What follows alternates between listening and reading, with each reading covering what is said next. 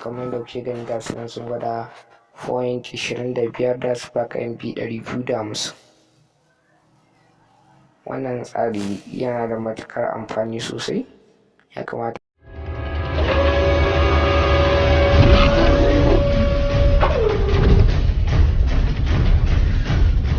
Assalamu alaikum yawa musulmai, barkanmu da sake kasancewa a cikin wannan tasha mai suna Sade Technology.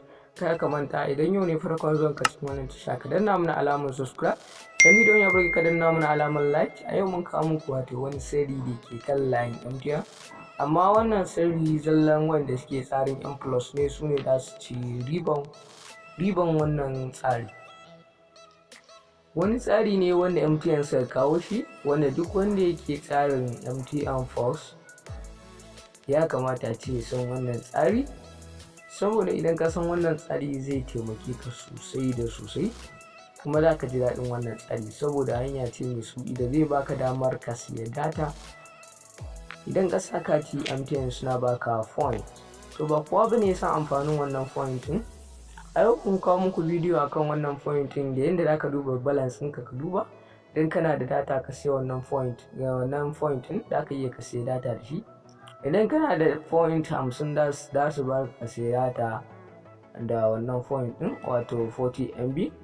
Idan kuma wannan point ɗin har night plan yana yi, wanda da ka yi shi karfe 11. To da farko da mu shigo da nin kwana wayar mu, idan muka shigo da mu danna lambobi kamar haka idan muka danna shi sai mu shiga.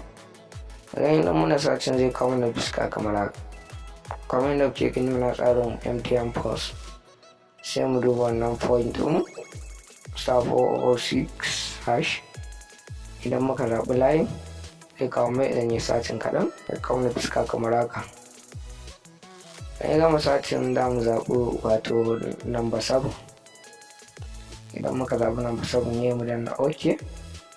Idan muka danna OK, ga nan da aka rubuta post point balance, wato number 4 kenan kamar yadda kuke gani.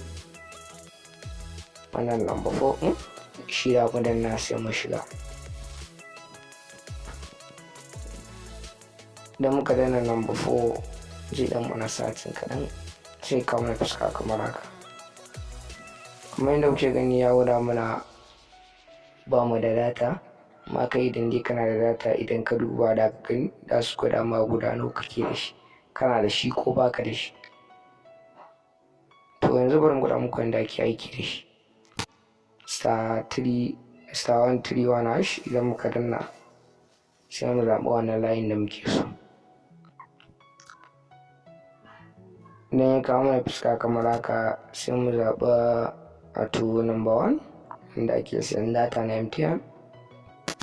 Sai mu ƙara zaɓen number 1. Sai mu ƙara zaɓen number 1 again.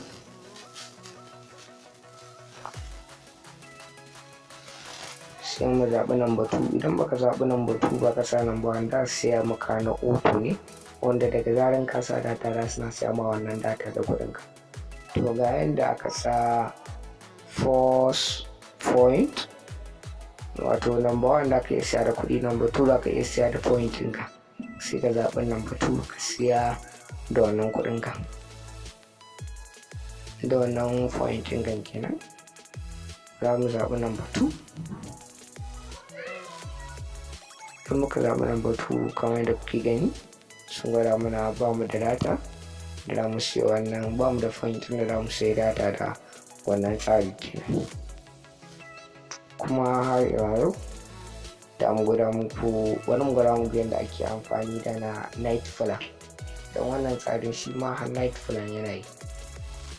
Idan muka shigo ganin kwallon wayar mu da mu sa *406*3#.